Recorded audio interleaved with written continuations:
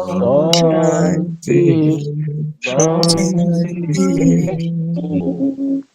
नमस्ते गुरु जी। ओम जी। युग दर्शन के चतुर्थ कैवल्य पाद के 9 सूत्रों को हम पढ़ चुके हैं। आज से 10वें सूत्र को पढ़ने वाले हैं। यहाँ तक 9वें सूत्र तक यदि कोई बात हम में से पूछना चाहते हैं, रखना चाहते हैं, तो कृपया हस्तोत्थापन द्वारा सूचित करें।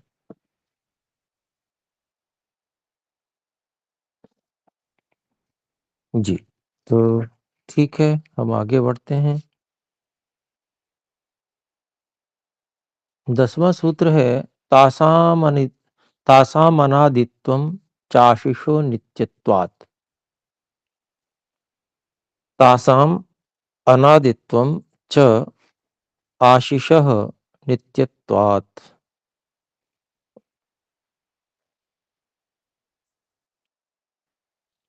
तो वो जो वासनाएं अर्थात संस्कार समूह हैं, वे प्रवाह से अनादि हैं।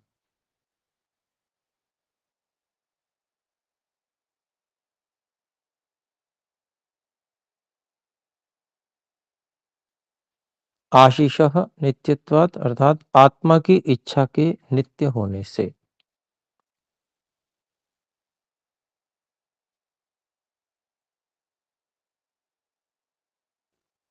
प्रवाह से अनादि का अभिप्राय स्पष्ट ही होगा। वैसे प्रवाह से अनादि का अभिप्राय होता है कि जो निमित्त पाकर उभर जाते हैं, निमित्त हट जाने पर हट भी जाते हैं।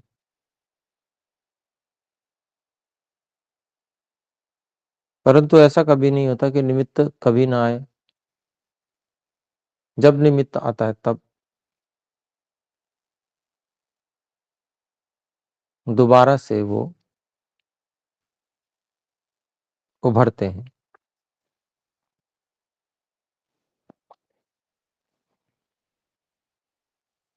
नष्ट भी होते हैं।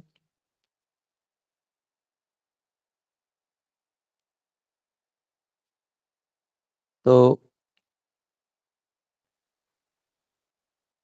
जो निमित्त है वह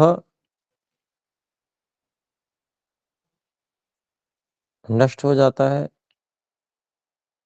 तो एक बहुत लंबे समय तक के लिए फिर नहीं उभरते हैं, लेकिन फिर दोबारा से वो संस्कार फिर से भी आते हैं, बनते भी हैं,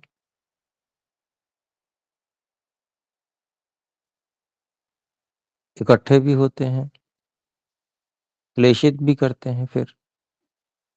फिर से निमित्त को हटा दिया जाता है, तो फिर वो समाप्त हो जाते हैं।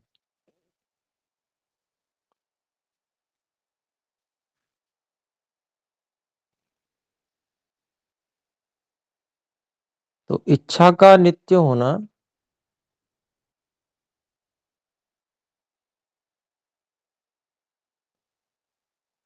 उनमें कारण है, क्योंकि इच्छा नित्य है। इसी कारण से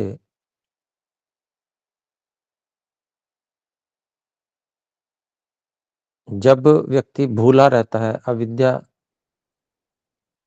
विपरीत ज्ञान से युक्त होता है, तो गलत चीजों की भी इच्छा करता है, तो वो संस्कार बनते जाते हैं।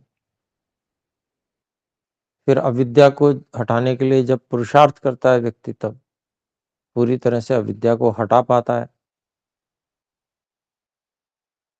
तत्व ज्ञान को स्थापित कर पाता है, तो एक लंबे समय के लिए ये हट जाते हैं।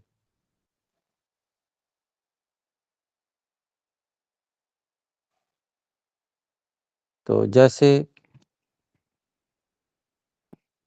मैला होना ये स्वभाव है,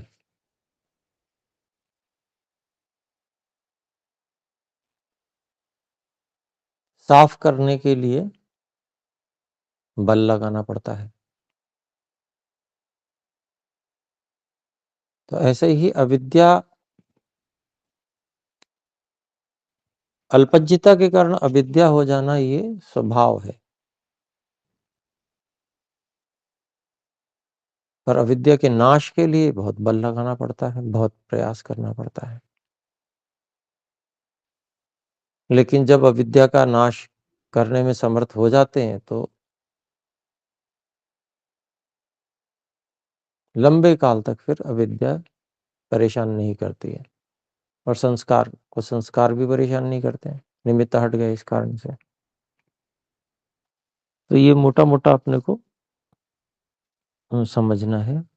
बहुत लंबे समय बाद फिर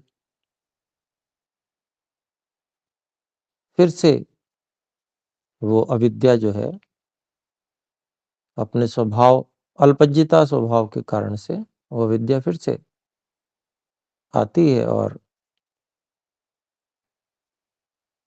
संस्कार फिर से बनते हैं।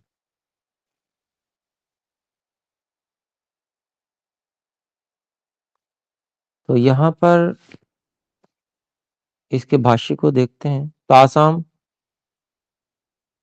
खोलते हैं, तासाम वासनानाम आशीषो नित्यत्वात् अनादित्वम। तो उन वासनाओं की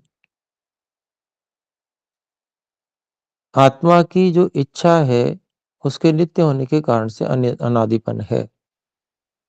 वासनाओं का अनादिपन आत्मा की इच्छा के अनादि होने के कारण से है।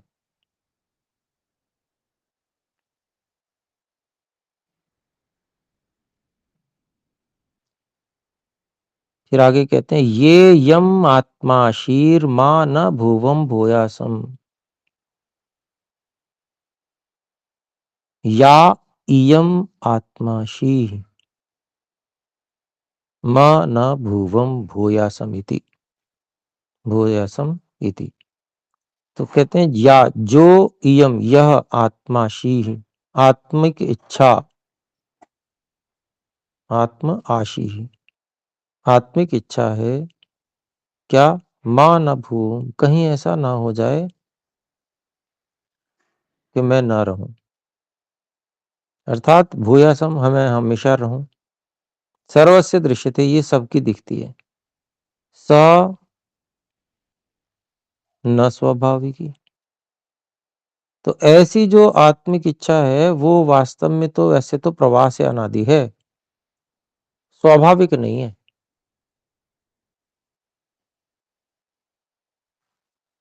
स्वाभाविक जो होगी वो हमेशा रहेगी, निमित्त नहीं उसमें होगा कोई कि निमित्त के कारण से आ गई, फिर निमित्त हट गया तो हट गई, ऐसा नहीं होगा स्वाभाविक। इसलिए इसको कहा स्वाभाविक ही नहीं है ये, कि कहीं ऐसा ना हो कि मैं ना रहूं। ये जो आत्मिक इच्छा है यह स्वाभाविक नहीं है, ये तो प्रवाह से अनादि है।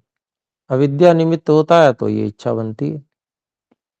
जब अविद्या छूट जाती है तो व्यक्ति को पता चलता है कि ऐसा तो कभी हो ही नहीं सकता कि मैं ना रहूं, मैं तो हमेशा रहने ही वाला हूं। तो ये इच्छा करना इस कारण से होता है कि हम शरीर को ही अपना स्वरूप समझते हैं, और शरीर तो सदा रहने वाला है नहीं। जब शरीर सदा रहने वाला है नहीं तो ऐसा लगता है कहीं ऐसा ना हो कि मैं ना रहूं, शरीर नष्ट हो जाएगा तो मैं भी नष्ट हो जाऊंगा। ऐसे शरीर के धर्म को अपने ऊपर आरोपित करते हैं। लेकिन जैसे ही अविद्या हट जाती है कि मैं तो शरीर नहीं हूँ, ये बिल्कुल अच्छे से बैठ जाती है, समझ आ जाती है अंदर तक, फिर ये मृत्यु भय भी नहीं रहता, कहीं ऐसा ना हो कि मैं ना रहूं। तमेव विदित्वाति मृत्युमेति।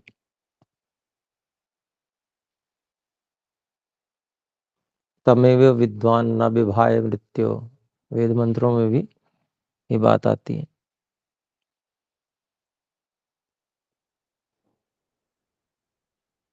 तो कहते हैं तत्व ज्ञान हो जाएगा, तत्व ज्ञान पूरी तरह से हो जाने पर ही ये अविद्या हट जाती है।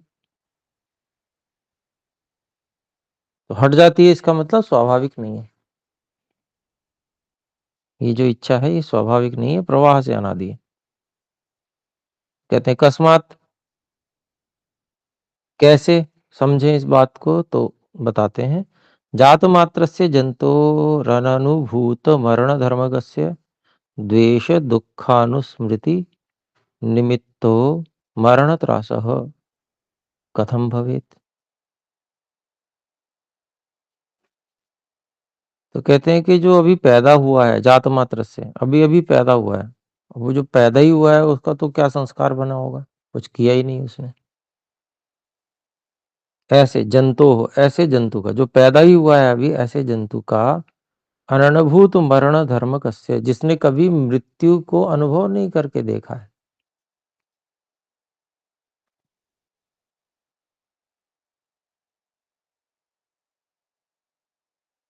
ऐसे जंतु जो उत्पन्न ही हुआ है अभी, उसका द्वेष दुःख अनुस्मृति निमित्तः मरण त्रास, द्वेष और दुःख की अनुस्मृति का कारण जो बना हुआ मरण त्रास, मरने का भय, कथम भवित, तो कैसे हो जाता है ये?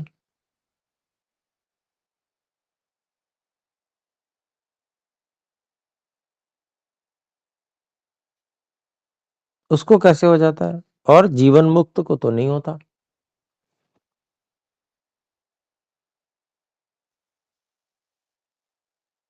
मतलब किसी को होता है किसी को नहीं होता, इससे कह रहे हैं न च स्वाभाविकम वस्तु निमित्तम उपादत्ते।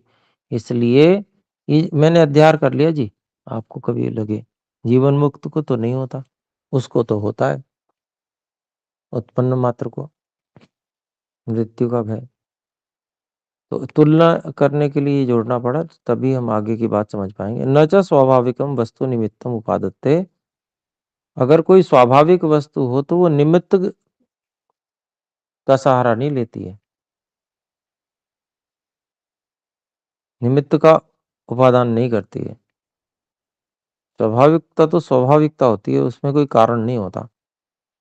तो इसीलिए कहते हैं तस्माद अनादि वासनानुविद्धम इदम चित्तम निमित्त वशात काश्चिदेव वासनाः प्रतिलभ्य पुरुषस्य भोगायोपावर्तत इति। इसलिए अनादि वासना से जुड़ा हुआ यह चित्त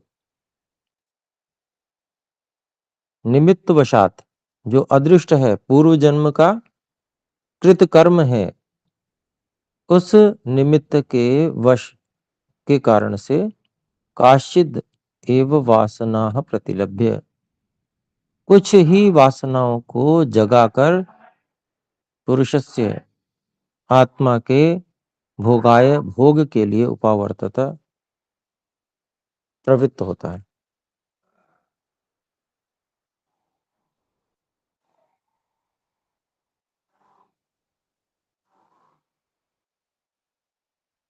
तो यहाँ पर यही बात समझाने का प्रयास कर रहे हैं कि निमित्त है, वासनाओं में निमित्त है, इसलिए वो अनादि है, लेकिन प्रवाह से अनादि है।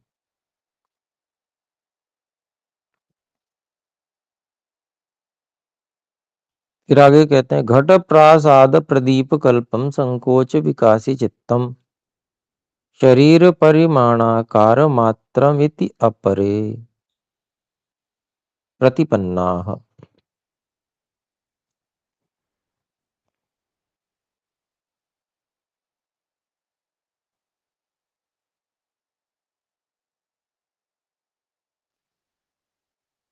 तो कहते हैं घट प्रासाद प्रदीप कल्पम, घड़े या महल, कमरा, उसके दीपक के कल्पम समान, संकोच विकासी चित्तम, चित्त जो है वो छोटा और बड़ा होने वाला है, संकुच संकुचित होने वाला और विकसित होने वाला, ऐसा चित्त है।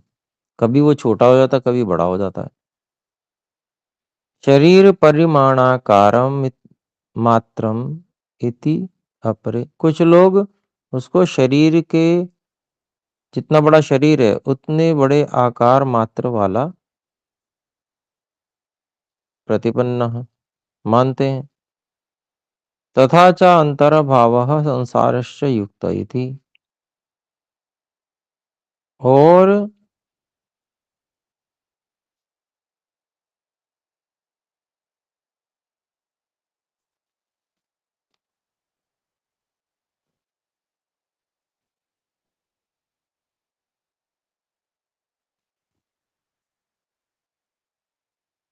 अंतर्भावः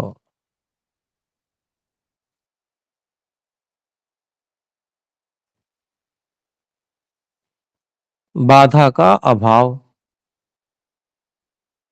और संसारस्य युक्तः युक्त इति।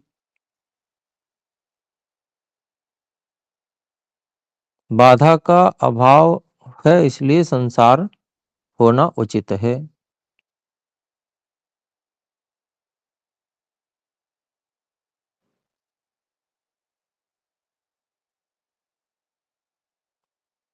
ऐसा कुछ लोग मानते हैं।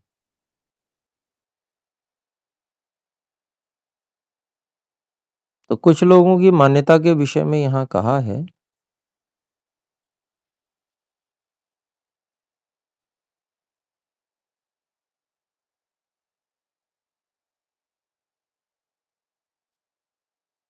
आगे कहते हैं वृत्तिरेव आस्य विभुनचित्तस्य विभुनश्चित्तस्य वृत्तिरेव अस्य विभुनश्चित्तस्य संकोच विकासिनी इति आचार्यः।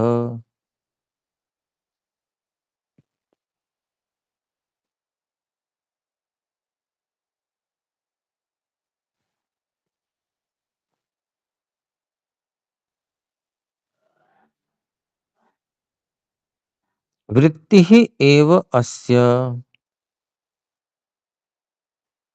विभुनः चित्तस्य।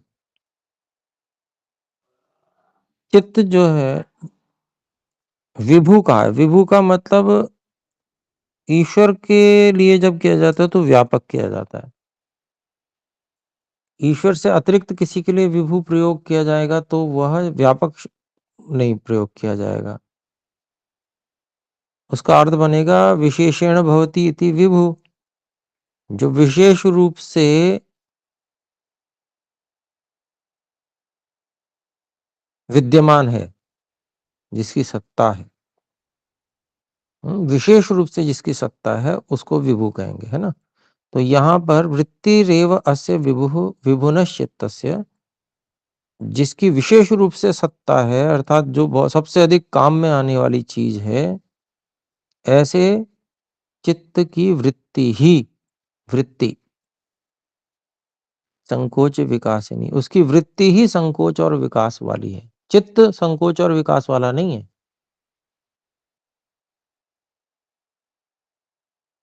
इति आचार्य, ऐसा आचार्य पतंजलि जी मानते हैं। महर्षि व्यास जी स्पष्टीकरण दे रहे हैं आचार्य जी की ओर से कि आचार्य जी क्या मानते हैं। बहुत से लोग ऐसा मानते हैं, क्या मानते हैं वो पीछे बताया कि जैसे चित्त है वो शरीर बदलता है तो शरीर के आकार का होता जाता है, सिकुड़ने और फैलने वाला चीज है चित्त।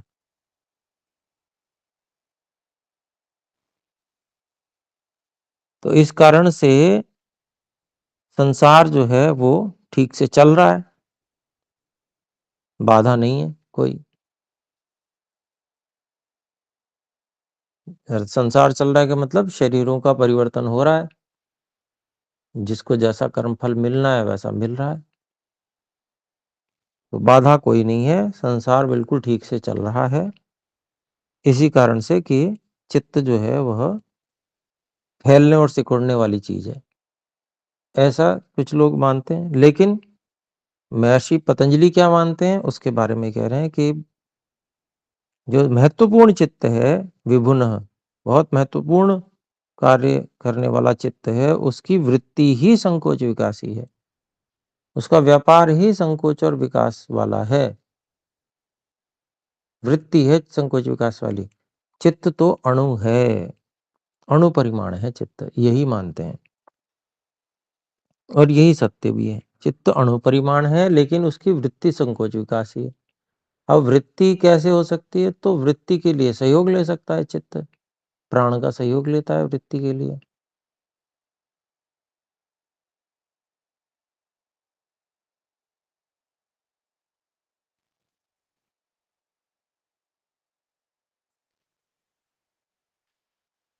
तो कार्य सारे चल जाते हैं प्राण के सहयोग से। चित्त को फैलने की कोई आवश्यकता नहीं, चित्त अणुपरिमाण जीवात्मा के साथ ही रहता है। तदाकार होने का गुण है उसका।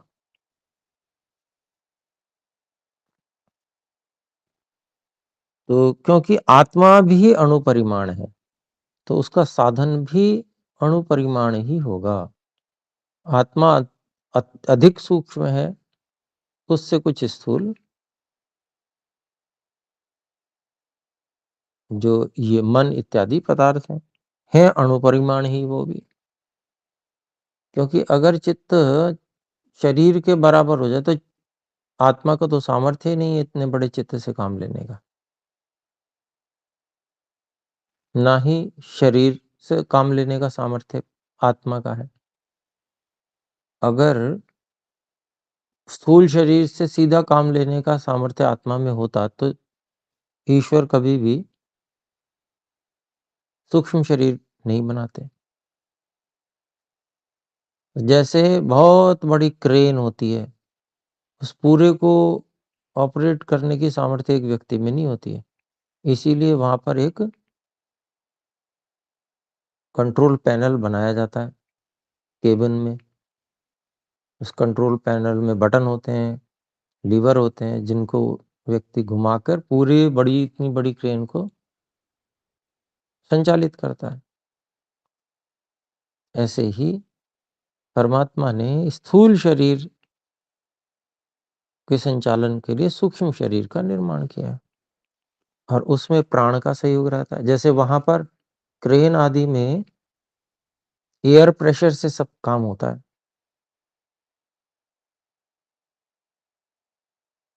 बिजली और एयर प्रेशर, इससे काम होता है सारा। ठीक इसी तरह से यहाँ पर भी चित्त फैलता नहीं है, बल्कि चित्त की वृत्ति से काम होता है। प्राण आदि जो है वह उसमें वृत्ति में सहयोग करता है, व्यापार में सहयोग करता है चित्त के। फिर आगे कहते हैं तच्च धर्मादि निमित्तापेक्षम, और वह जो चित्त है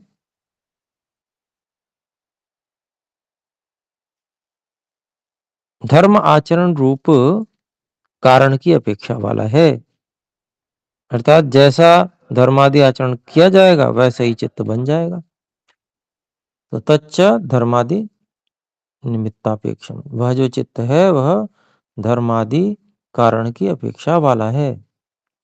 आगे कहते हैं निमित्तम च द्विविधम, तो आचरण रूप कर्म जो निमित्त है वो दो प्रकार का है, बाह्यम आध्यात्मिकम च, बाहरी भी है आचरण, आध्यात्मिक आंतरिक भी है। कहते हैं शरीर आदि साधनापेक्षम बाह्यम, तो शरीर आदि साधनों की अपेक्षा वाला बाह्य कर्म है आचरण इत्यादि।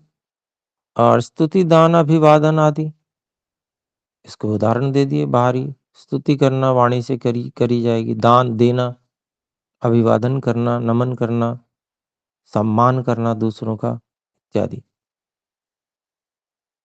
तो ये शरीर आदि साधनों की अपेक्षा, बाह्य साधनों की अपेक्षा वाला है ये बाह्य निमित्त, आचरण रूपी निमित्त। और चित्र मात्राधीनम श्रद्धाध्यात्मिकम, श्रद्धा आदि आध्यात्मिक, तो चित्त मात्र के जो अधीन है वो श्रद्धा आदि जो है वो आध्यात्मिक आचरण है।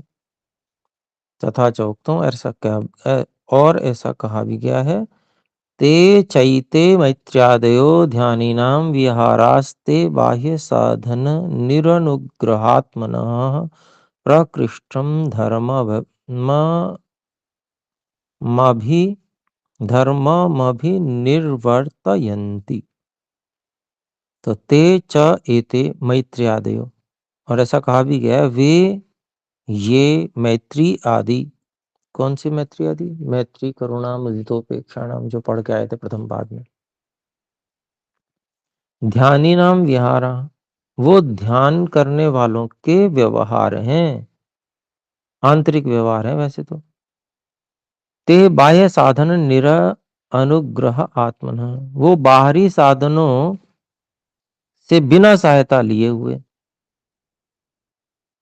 प्रकृष्टम धर्मम अभिनिर्वर्तन्ति, बहुत उत्कृष्ट आंतरिक आचरण को, धर्म को निष्पन्न करते हैं, मतलब सिद्ध करते हैं। अंदर से ही, मन से ही व्यक्ति भावना करता है मैत्री करुणा मुदिता और उपेक्षा की, उसी से उसका धर्म बनता जाता है। फिर कहते हैं तयोः मानसम बलीयः, उन दोनों में शारीरिक कर्म और मानसिक कर्मों में मानसिक कर्म जो है वो बलवान होते हैं।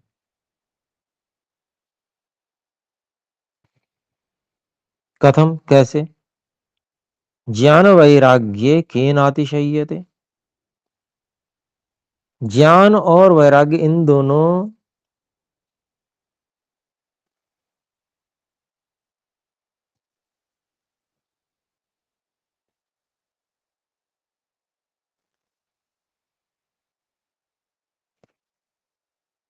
ये दोनों, हाँ, ज्ञान वैराग्य केन अतिशय्यते, कहते हैं ज्ञान और वैराग्य किससे पीछे रह सकते हैं।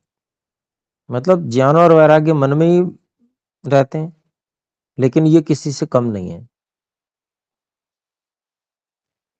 केन अतिशय्यते, किससे कम हो जाएंगे ये, अर्थात किसी से कम नहीं है ज्ञान और वैराग्य। फिर आगे उदाहरण के रूप में कहते हैं दंड कारुण्यम च चित्त बल व्यतिरेकेण शारीरेण कर्मणा शून्यम कह कर्तुम उत्सहेत। और दंड कारण्य वन को चित्त बल व्यतिरेकेण, बिना चित्त के बल से, केवल शारीरिक ऋण कर्मणा, शरीर के कर्म से कौन दंडकारण्य को राक्षसों से शून्य कर सके। अगर श्री राम जी में चित्त का बल नहीं होता, उनके आचार्य विश्वामित्र जी के द्वारा उनमें चित्त का बल न भरा गया होता, उत्साह ना भरा गया होता, तो केवल शरीर के कर्म से किसमें सामर्थ्य है कि जो 14,000 राक्षसों को भगा पाए या मार पाए। तो किसी में, सामान्य व्यक्ति में सामर्थ्य नहीं हो सकता है। ये तो चित्त में बल होता है जब जो शरीर भी फिर साथ देता रहता है और व्यक्ति कार्य करता रहता है। मन, आंतरिक मन का बल है। मन से हार जाए व्यक्ति तो शरीर साथ देना तुरंत छोड़ देता है, खत्म कहानी, जीवन लीला समाप्त हो जाती है व्यक्ति की, केवल मन के विचार से। मन में उत्साह भरा रहे तो चाहे कुछ हो जाए, व्यक्ति कर ही जाता है कार्य। मन का जो उत्साह होता है वही, भारतीय सेना में जो यही उत्साह विशेष है, जिसके कारण से विश्व की सेनाओं में सर्वश्रेष्ठ सेना भारत की सेना मानी जाती है और विजय भी करती है सभी जगह। उसका कारण यही है, मानसिक बल, भारत माता की जय इत्यादि नारों से, और उत्साह भर दिया जाता है कि प्राण देकर भी मातृभूमि की रक्षा करनी है। जब तक एक एक जीवन का कण शरीर में विद्यमान है, शत्रु का नाश ही करेंगे, शत्रु को धकेलेंगे पीछे, ऐसा मानसिक बल होता है। इस कारण से वे विजयी होते हैं। ऐसे ही यहाँ पर श्री राम जी का भी उदाहरण दिया है। फिर कहते हैं आगे, समुद्रमगस्त्यवद् वा विवेद, अगर मानसिक बल ना हो तो ऋषि अगस्त्य के समान कौन समुद्र को पी सके। तो समुद्र यहाँ पर अतिशयोक्ति अलंकार में कहा गया होगा। बहुत अधिक जल पिया होगा उन्होंने। बहुत अधिक का मतलब सामान्य से अधिक होगा। समुद्र तो वैसे कोई पी नहीं सकता है, संभव ही नहीं है, लेकिन एक कहने वाली बात है।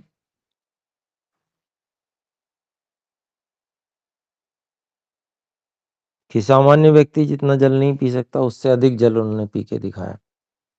तो ये मानसिक बल है, जिसके कारण से शरीर एडजस्ट करता जाता है, करता जाता है, करता जाता है।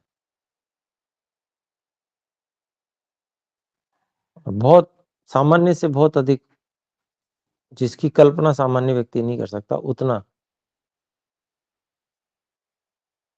लेकिन सीमा में रहते हुए शरीर का बल बढ़ता जाता है, चित्त के कारण से, मन के कारण से। तो ये अपने को समझना चाहिए। जी, हम में से कोई पूछना चाहते हैं? बोलें। जी, सविता जी। आचार्य जी नमस्ते। नमस्ते जी। आचार्य जी मन में बल कौन भरेगा? मन में बल ईश्वर भरते हैं, परम गुरु, और शरीर वाले गुरु भी भरते हैं, आचार्य शरीर हैं। वाले शरीरधारी जो गुरु होते हैं, जैसे चाणक्य थे, तो वो अगर ना होते तो चंद्रगुप्त की क्या इतनी शक्ति थी जो वो कुछ कार्य कर जाता। वो तो आचार्य ने उसके अंदर वो उत्साह और वो सब भरा विशेष, जिसके कारण से वो पूरे राष्ट्र की रक्षा करने में समर्थ हुआ। जी, तो आचार्य जी, जी, ऐसे ही अच्छा जी, अच्छा उदाहरण दिया आपने। जी, ऐसे ही परमात्मा, परम गुरु जब परमात्मा बन जाते हैं, तो वो उत्साह परमात्मा भरते हैं कार्य करने के लिए। बहुत बड़े-बड़े कार्य एक सामान्य व्यक्ति करता है। तो कैसे? इसी से ईश्वर परम गुरु है ना, ईश्वर उत्साह देते हैं अंदर से। चलिए जी। ठीक है, तो अभी हमारी माँ माँ जी, आचार्य जी बोलिए। हमारी माँ भी मतलब हम 8 भाई-बहन थे, तो मेरी माँ हमेशा ये बोलती थी कि मन की बेटी री मन के जीते जीत